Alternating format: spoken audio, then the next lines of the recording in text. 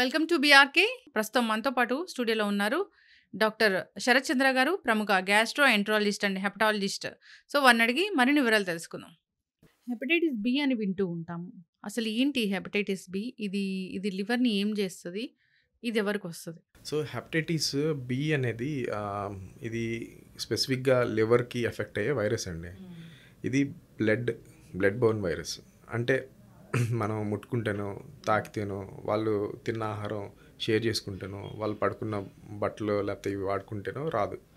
So blood Born అంటే వాళ్ళ రక్తము మన బాడీలోకి ఏదర్ ఇంజెక్షన్ ద్వారా ఇంజెక్ట్ అవ్వడమో లేకపోతే మన వూండ్ మీద వాళ్ళ బ్లడ్ పడడము ఆర్ సెక్షువల్ కాంటాక్ట్ ఇట్లాగా మనకి జరిగినప్పుడే ట్రాన్స్మిషన్ అనేది జరుగుతుంది. సో దీనికి ఒక ఇంట్రెస్టింగ్ ఫ్యాక్ట్ ఏంటంటే, సో మనకి హెపటైటిస్ బి అనే ప్రాబ్లంతో ఉన్నవాళ్ళు అవుట్ ఆఫ్ 10 మంది 9 మందికి వాళ్ళకి ఈ ఇన్ఫెక్షన్ ఉన్నట్టు తెలియదు. సో సిమ్టమ్స్ ఏ ఉండవు. ఇది కూడా సైలెంట్ డిసీజ్ అనమాట. సో మనకి ఫ్యాటీ లివర్ ఎట్లాగో ఇది కూడా సైలెంట్ డిసీజ్. ఇది ఎక్కడంటే మనకి ఎక్కడైతే ఎడ్యుకేషన్ లెవెల్స్ బాగా తక్కువ ఉంటాయో, మనకి రిమోట్ ఏరియాస్లో వాళ్ళు హైజీన్ సరిగ్గా పాటించరు. సో ఆర్ఎంపీలు ఒకరికి వచ్చిన ఇంజెక్షన్స్ ఒకరికి వాడేస్తూ ఉంటారు, లేకపోతే అన్స్టెరిలైజ్డ్ పద్ధతుల్లో డెలివరీస్ ఇట్లాంటివి చేసినప్పుడు ఆ బ్లడ్ అక్కడ సరిగ్గా బ్లడ్ బ్యాంక్ కూడా ఉండదు. సో ఎవరి బ్లడ్ సరిగ్గా స్టోరేజ్ కానీ ఇట్లాగా మిస్యూజ్ అయినప్పుడు ఈ ఇన్ఫెక్షన్స్ ఆ రిమోట్ ఏరియాస్లో ఎక్కువ కనపడుతూ ఉంటాయండి. అంటే ఇప్పుడు ఎస్పెషల్లీ ఆఫ్రికన్ కంట్రీలో చాలా ఎక్కువ ఉంటుంది హెపటైటిస్ బి. ఇండియాలో కూడా కొన్ని రిమోట్ ఏరియాస్లో, నార్త్ ఈస్ట్లో లేకపోతే ఇట్లా మన కొన్ని వాటిలో ఎక్కువ చూస్తూ ఉంటాం. హెపటైటిస్ బి లక్షణాలు అంటే జనరల్గా మరి క్రానిక్ అయింది అప్పుడైనా లక్షణాలు కనపడతాయి కదా? క్రానిక్ యూజువల్గా వైరస్కి అలాంటి లక్షణాలు ఉండవండి. కాకపోతే మనకి లివర్ ఎఫెక్ట్ అయినప్పుడు మాత్రం, సో ఇది ఇంకోటి ఏంటంటే హెపటైటిస్ బి రాగానే మనకి ఇంకేదో అయిపోయింది అని చాలా భయపడుతూ ఉంటారు.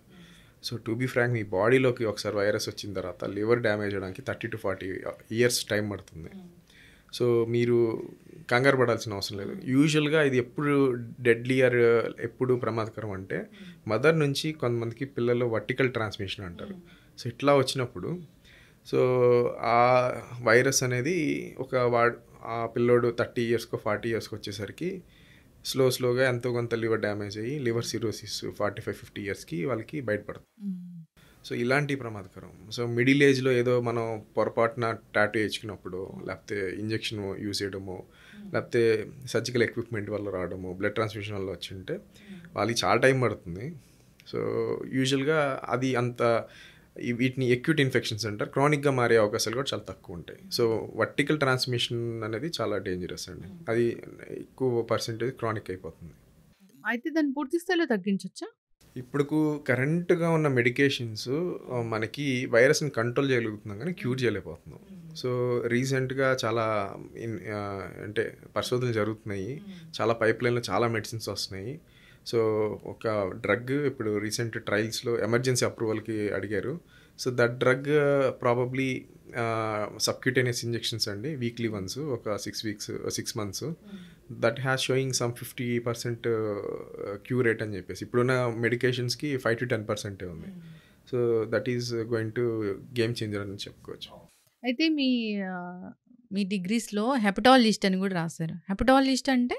హెపటాలజీ అంటే లివర్, ప్రధానంగా లివర్ని ఎక్కువ స్టడీ కానీ లేకపోతే దానికి సంబంధించిన చూడడం అని. పూర్తిగా ఒక లివర్ ఇష్యూ వచ్చిందంటే మీ దగ్గర రావాలి, గ్యాస్ట్రిక్ ఇష్యూస్ ఉన్నా మీ దగ్గర రావాలి. ఇప్పుడు లాస్ట్ ఒక 7-8 yearsలో అండి, అంతకుముందు వరకు గ్యాస్ట్రో లివరు ఒకళ్ళే ఉండేవాళ్ళు. ఇప్పుడు లాస్ట్ ఒక 7 yearsలో ఇది బైఫర్కేట్ అయింది ఇది కూడా. సో లివర్కి సంబంధించిన కూడా ఓన్లీ లివర్కి సంబంధించిన డాక్టర్స్ కూడా ఇప్పుడు డిఎం చేసుకొని బయటకు వస్తున్నారు. ఒకప్పుడు యాజ్ ఎ హోల్ ఇప్పటికి కూడా మేము లివరు, జిఐ ఇష్యూస్ రెండు చూస్తాం. ఎందుకంటే గట్ లివరు చాలా కనెక్షన్స్ ఉంటాయి, ట్రీట్మెంట్స్ కానీ ఇవన్నీ కూడా. సో అది రెండు చూస్తారు, గ్యాస్ట్రోఎంటాలజిస్ట్, హెపటాలజిస్ట్. అది ఆబ్వియస్లీ ఇప్పుడు ఏంటంటే కొంతమందికి లేదు నాకు ఓన్లీ లివర్ కావాలనుకున్న వాళ్ళు they are sub specializing into hepatology అని చేస్తున్నారు.